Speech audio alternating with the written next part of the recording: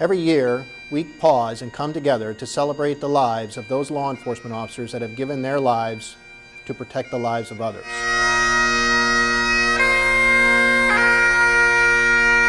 This year, the COVID-19 pandemic may keep us from coming together.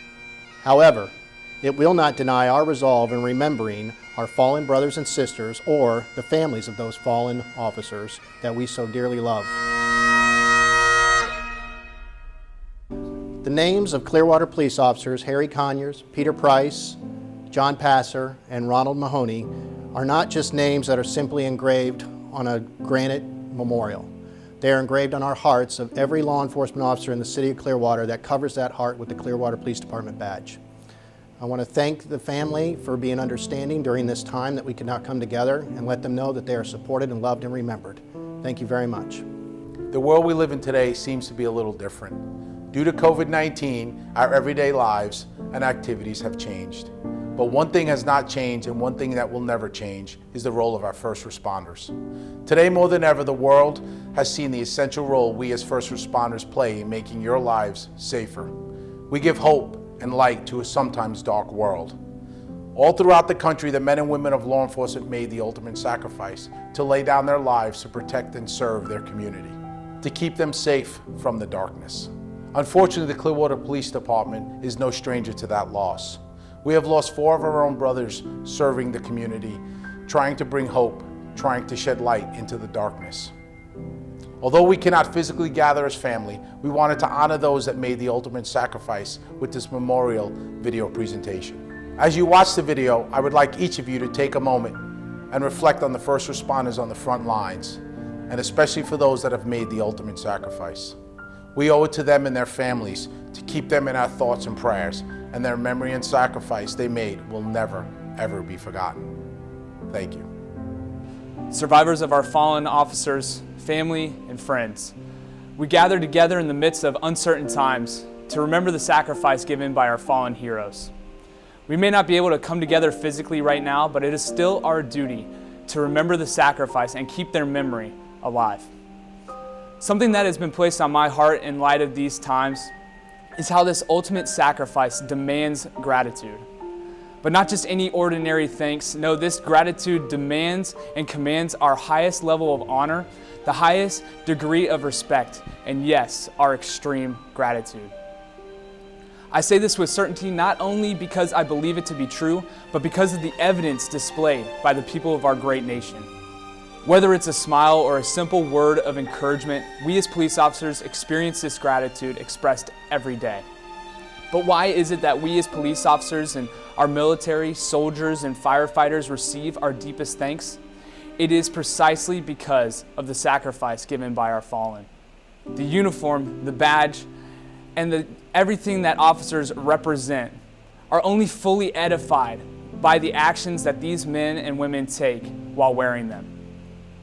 One of our nation's greatest and most memorable presidents, Abraham Lincoln, described this sacrifice as the laying down of life selflessly upon the very altar of freedom. Should we then strive to be martyrs for freedom's sake? God knows we must be willing, but no. Instead, in remembering these great men and women and their sacrifice for us, we should share in their commitment to the common good of society. We should believe that what they stood for is still worth dying over. Freedom, safety, and valuing others over ourselves. And I can find no better words than the one true sacrifice said himself, Jesus Christ. In the Gospel of John, he said, "Greater love has no man than this, than to lay down his life for his friends."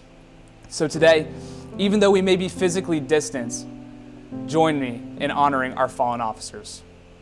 As a nation, last year in 2019, we lost 146 brothers and sisters in the line of duty, and in Florida, 7 of those heroes fell.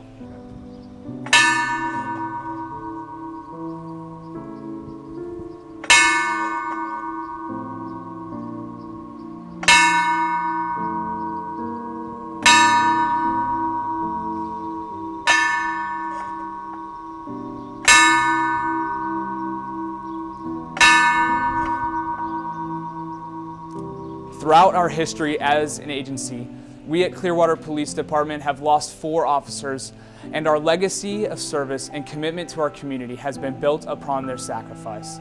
Let us never forget their valiant actions or their names.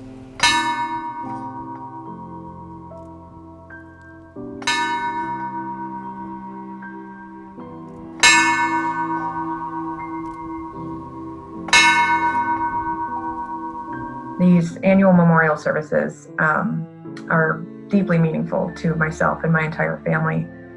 My grandmother and my mom would attend every year, and it would help them heal and move forward. To know that Ron would be remembered for all the work that he did and the sacrifice that he made for this community. Thank you for keeping his memory alive, and thank you so much for all your continued support even after all these years. This is the memorial for fallen law enforcement officers of Florida here in the Capitol Complex of Tallahassee, provided by the Fraternal Order of Police. The names of 4 Clearwater police officers are etched here. 43 years now, the Clearwater Police have included my family in their fraternity of police, following the loss of their brother, my brother, who stood with the thin blue line. It is my sincere hope that my family remains the last family that Clearwater must embrace following the loss of an officer. I thank all of you for your acts of kindness and remembrance. Present on.